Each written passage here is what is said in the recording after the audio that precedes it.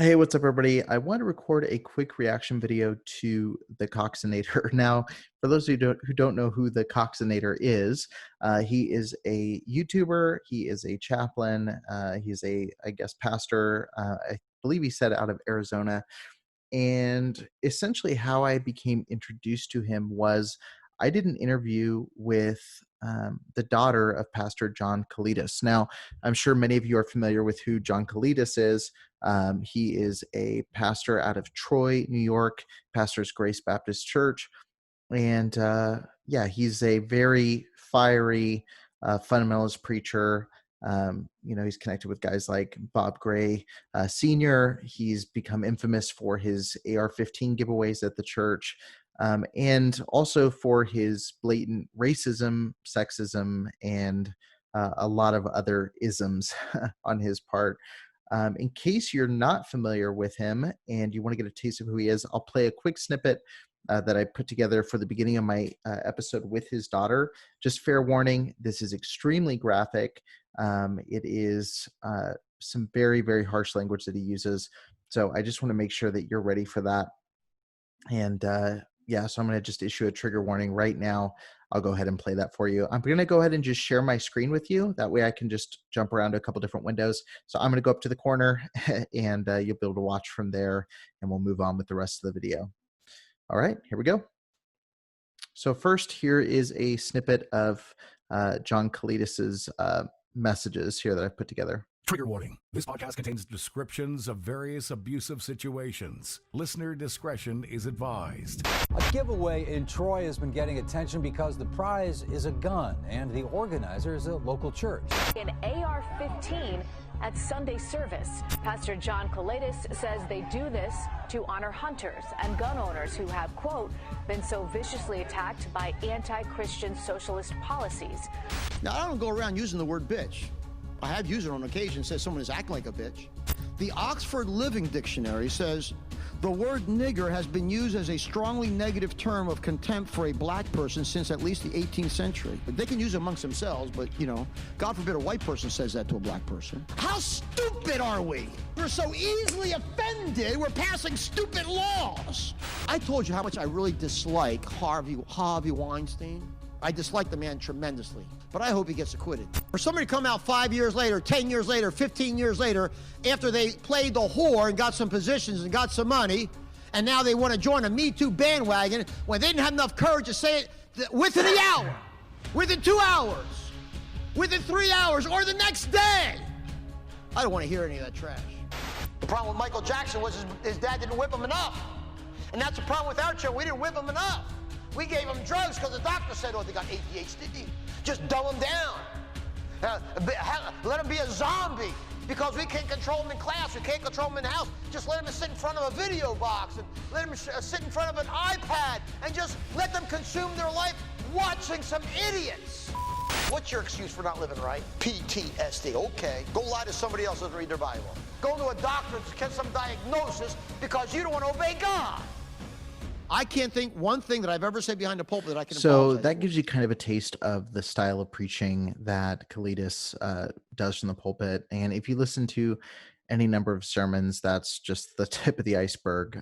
His statements regarding, African American people toward women, it's pretty brutal. And as you can see from this clip, I did a 2-hour and 4-minute interview with his daughter, discussing what it was like growing up in his home. She talked about just a lot of really tough and tragic things that happened being raised by this man. And so I did the episode. The episode went out, did pretty well. A lot of people were, thankful to be able to listen to it. They appreciated her perspective. And, in my mind, it was, it was an important interview, but, started moving forward, started doing some more interviews.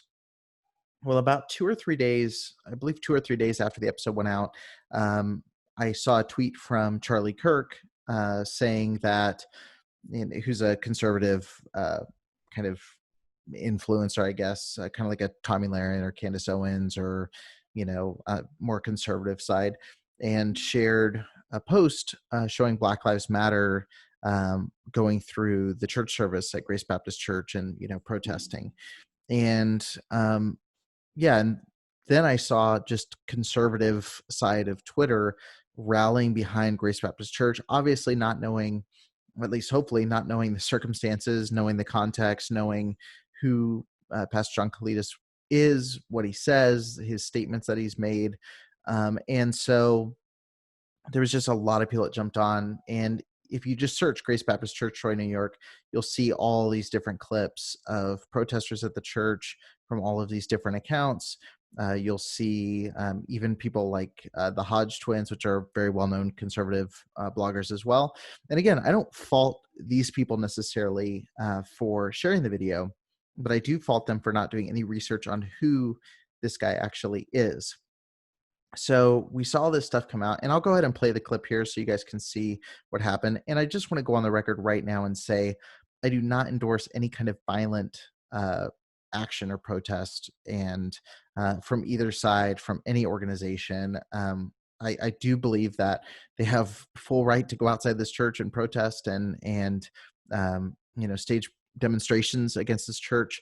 There are a couple clips where I think that there are some major boundaries crossed when it comes to trying to do any kind of physical harm. I think that's absolutely wrong.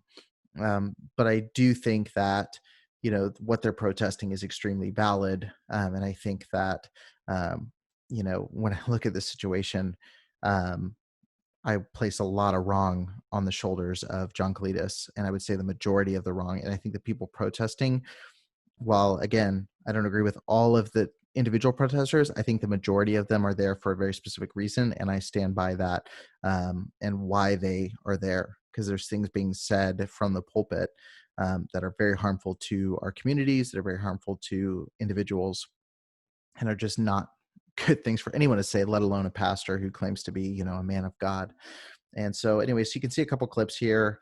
So this was Sunday morning. So you have protesters walking through the service.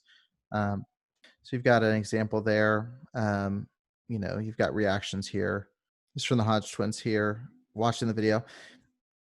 And again, I'm not sure if they are familiar, with the church, with the organization, the background, if they did due diligence. It just seems like a lot of people jumped on this, bandwagon here. You can see here a flyer for the gun giveaway, free AR-15, June 28th, 2020. But yeah, so obviously Kalidas has been very outspoken about African-American people, has said, the N-word countless times. And, if you even go to the Grace Baptist Church website, Troy, you'll see some of the kind of weird, the Washington News is wanting to blow me up with pop-ups here. If you go to their actual website, Old Fashioned Church Preaching Old Time Religion. So when you look through their information, so obviously they're, King James only and everything like that. But when you go to the section, where was it?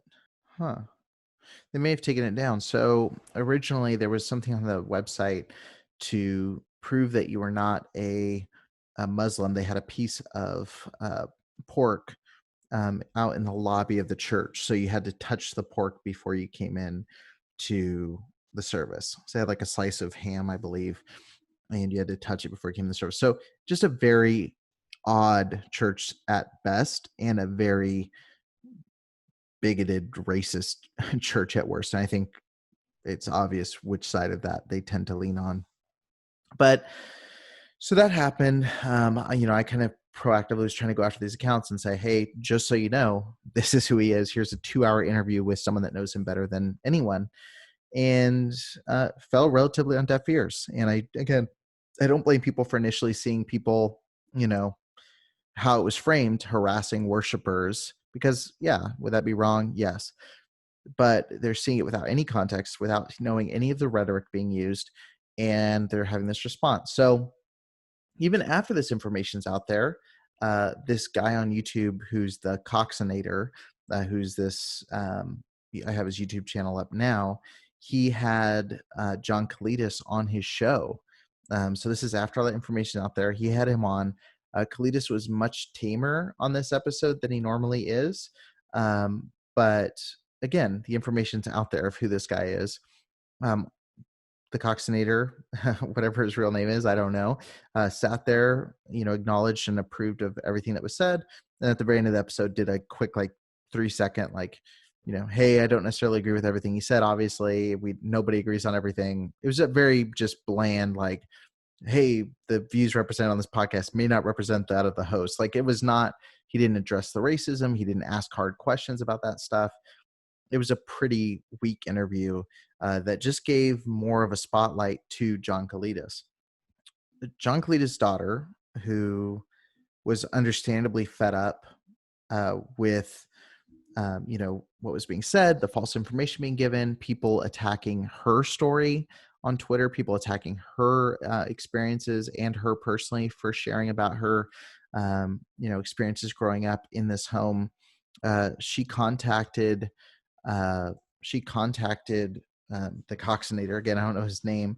The Coxinator's place of employment said, just so you know, your chaplain at the prison endorses and is promoting on Twitter a, racist, a, bigoted person. He's, sharing very harmful sentiments on his Twitter account, blocking people who are trying to share, concerns.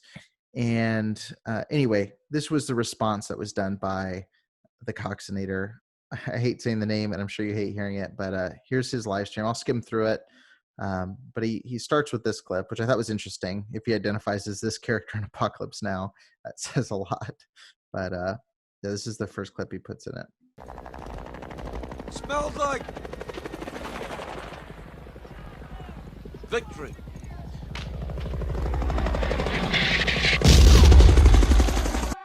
So he's taking all the lashback that he's getting as a sign of, victory of his episode, I guess. It's pretty interesting. Let's go ahead and roll in here to the beginning of his show.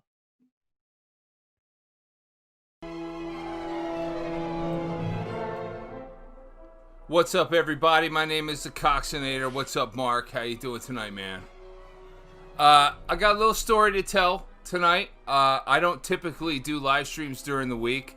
Typically, this is when I take my time to re-energize and get ready for the next day, because this day has been filled up with encouraging words to inmates and people that are really taking into account their lives today as they sit in a prison and taking account of the things that could be wrong in their world and the mistakes that they've made in the past. And I sat with inmates just today, and I got home and I couldn't wait to get on this live stream because we live right now. So anyway, he's very open on his show that he is a prison chaplain and is very heavily pushes the fact that, he's a chaplain and ministers to prisoners. And so that's a repetitive thing that he's going to keep bringing up. That's important to remember a little bit later. Now, folks, where it doesn't matter the good that you do. It doesn't matter what your good intentions may be. It doesn't matter where your motivations come from. Okay, what matters is, are you living your life and fitting the narrative of what the left and the Marxist, communist, Black Lives Matter type of groups, Antifa, those type of groups, are you going along with that mainstream media narrative? And if you're not going along with that narrative, there's a thing that's developed here over time, particularly these days leading up to November 3rd, okay, so he's trying to tie the outrage that people are sharing to some kind of leftist agenda to the election. Which again, I'm not a Trump supporter. Anybody knows me knows I'm not a Trump supporter in the least. I'm also not leftist. I'm kind of in the center on a lot of this stuff. But it's interesting that that's what he thinks is the reason people are upset. This thing called hashtag cancel culture. And cancel culture is where people go just a little bit further in their political correctness, in their wokeness, in their big brains. They go just a little bit further, and they reach out and they use the internet, and they put pieces together to try to form the puzzle so they can figure out who it is. I'm going to skip ahead just a little bit anonymously saying the things that they don't agree with that hurts their fee-fees. Oh, Lord. That doesn't line up with okay? The main man in the entire state. He just said he had to meet with his big boss at the prison. I know I skipped ahead. So the main man, and this is why. And he told me that he got a phone call from somebody that I had a rift with on Twitter in my own personal time, on my own watch, enjoying the First Amendment, living as a citizen and as a free person in America, stating what I think is true and what I believe in and taking a stand, particularly now, leading up to November 3rd, particularly now because I'm a Christian and I care about this society. And I speak out, and I'm starting to use social media to take a stand because it's gonna hit home. It's hit home for me now as one leftist shill, a person that by their own admission that did this to me, talks about civil discourse and having civil discourse in America today.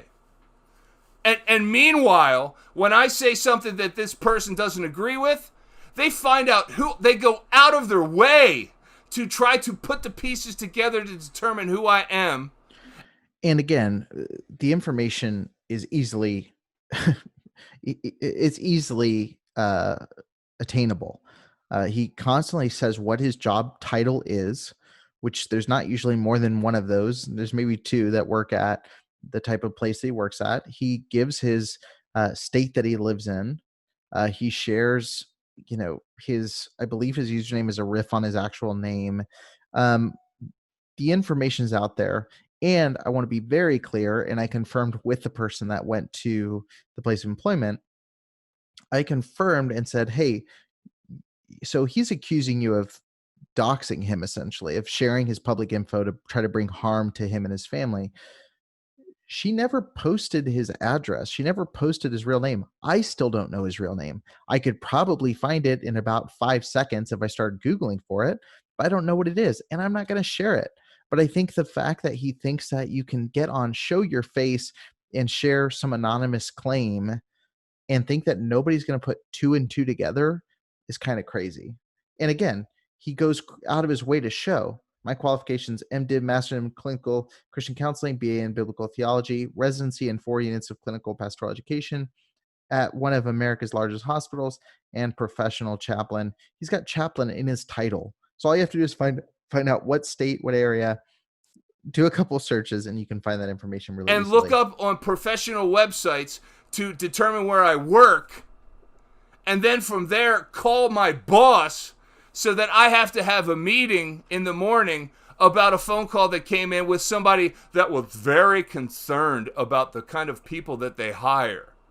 Also, I'm very interested to know if his workplace has seen this response video, because this guy does not seem hinged in the slightest. Anybody that has stayed with me for the 1.5 years that I've been doing this type of thing, anybody that's been with me, my boy Adam, okay, Top, Janet, Colette, you know the crew, the ones that have stuck with me from the beginning, you know that my heart bleeds red, white, and blue. What does that have to do? What does that have to do with racism and theology at all? Why is your first response as a chaplain, my heart bleeds red, white, and blue? Why is that your go-to response? It doesn't make any sense whatsoever. My heart bleeds for the grace of Christ there it is. to come upon this world, to come into people's hearts. Like the reason that I live today, folks, is to help heal the hurts of this world. And yet, okay, so he says my goal is to help heal the hurts of this world. But who is he platforming? John Coletis, who got up there and said, like all kinds of things that I'm not going to repeat on the show. So again, if your goal is to heal, if your goal is to spread the gospel, good for you, right on, 100%. but how are you going about it? It seems like you're on a political bent and some political agenda versus actually sharing the information that's important, protecting the innocent, giving grace to people, sharing the gospel, protecting the vulnerable in society. You're not doing that. Instead, you're talking about election dates and some leftist mob that doesn't exist coming after you to cancel. I don't, honestly, I'm not trying to cancel you. I want you to either, well, I guess I am trying to cancel you. If you're not going to change what you're saying, I think as a pastor, you should be canceled. But I'm not going to go in, I'm not trying to shut you down from the inside. But when you say something stupid online and you say something hurtful and platform hurtful people online, people have a right to know where you stand. And if you don't stand in a hurtful position, if you aren't standing with racists and bigots, come out and say it. You don't have to make your life's crusade to, blatantly just look for that kind of stuff and call it out. Not everybody's going to be doing a show like Preacher Boys and calling out abuse. I understand that. But if you're going to, it's not hard to just say, I don't stand for racism and bigotry. Start there. Start at that level. I don't stand for sexism and hatred that's being spewed from a pulpit. Start there. But instead, to go out of your way to platform someone you know is controversial, what's the point? I've got one Karen out there who can't write, by the way. I can't wait. I'm doing a video later this week where I'm putting it together and I'm going to produce it and edit it, and it is going to be like Thor's freaking hammer dropping against this person. Because never, folks, never, and you can take it to the bank with me, never in a million years would I ever take my greatest enemy and dox them. Which again did not happen. Never try to find out who they are in their personal life and try to disrupt their life or to try to harm them in their place of employment. Because I know, as a Christian, even though I may not disagree, And I got to talk about, I just don't understand. Even people I agree with, even people I talk to, I don't understand in a situation like this. I don't understand the anonymity. I don't understand if you're making a statement that you believe to be the truth, what's the point of anonymity? I put my name on this show since day one, not because I love getting hate, I love this, but I put my name on it because I stand by what I'm saying. So I don't understand if you're saying I'm just preaching the gospel and doing this, why are you afraid to stamp your name on it?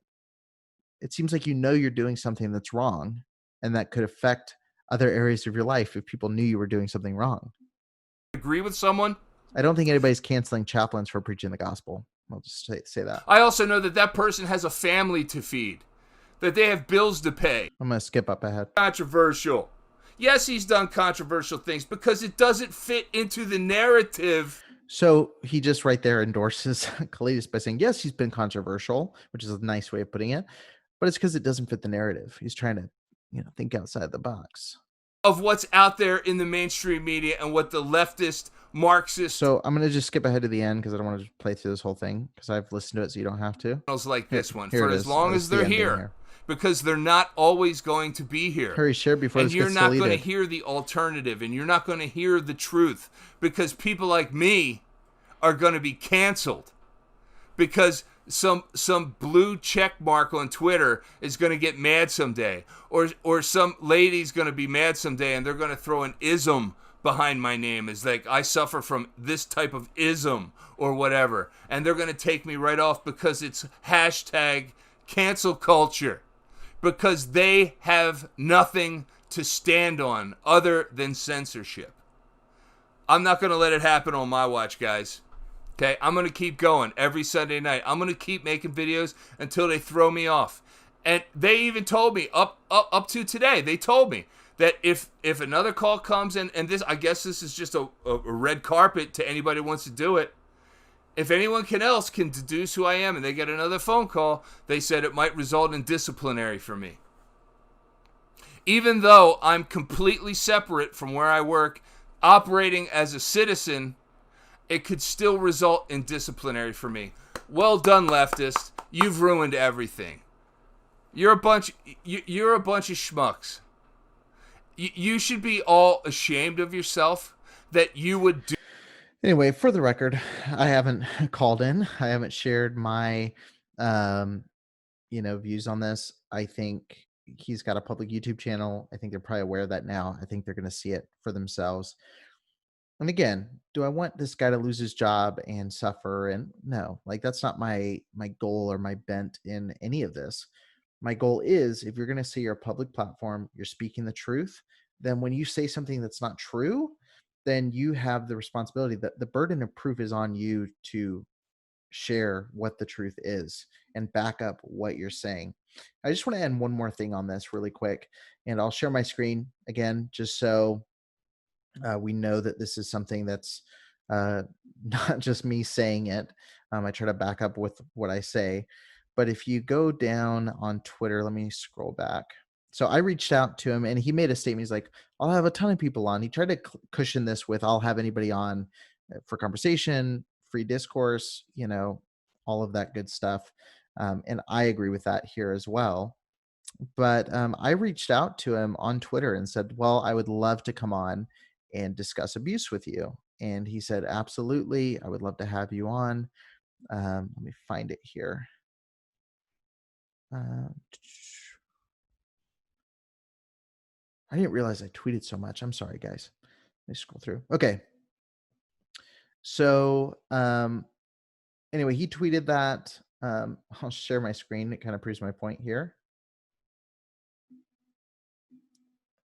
So he tweeted something about having people on with discourse. I can't see it because I'm now blocked. I said, great, look forward to our interview discussing this. He said something about, let's set up a time through your DMs, 100% up for it. Send me a list of available times and dates. Are you free tonight? I said, not tonight, but free tomorrow evening. After that, he blocked me. So I reached back out to him. Yeah, I'll go to my tweets and replies. So I reached out a few days ago after he did this cancel culture video. Let's see here. And I said, so I reached out from my personal account because that one's not blocked. And I said, hey, I'm COXINATOR. I reached out to you through the Preacher Boys Doc account to connect for a public conversation about abuse in churches after you had John Kalidas on, and you publicly agreed. I want to check in, and I went to check in, so I can't read my own writing. I went to check in and you had blocked me on that account. What happened? So here, let me go to my personal account here. So let's go down here. Okay. So I subtweet again. I'm still wondering. I am COXINATOR. Let's see. He said, that's because I don't really have to defend anything.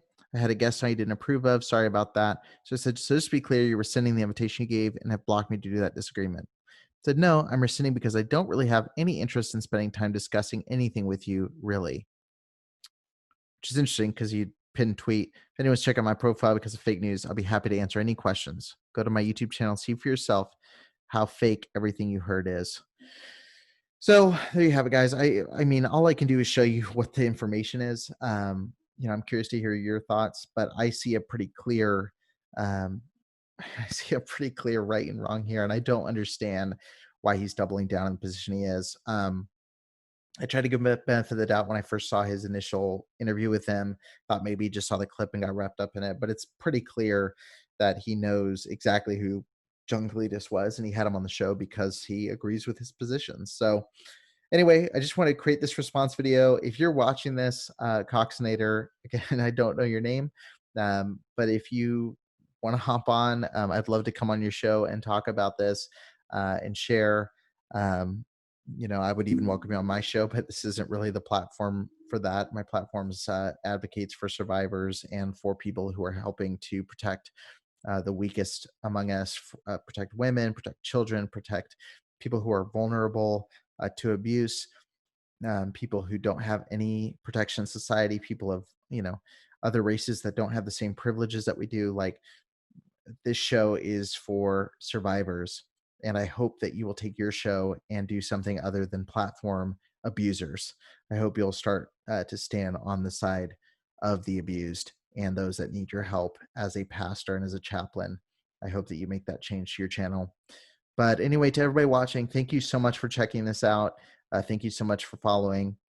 And again, I really hope that this just brings us closer to where the truth is and holds people accountable to say what they mean what they say, and to stop platforming people who don't deserve it in the slightest. But until then, I'll tune out. But I wanted to jump in and say that.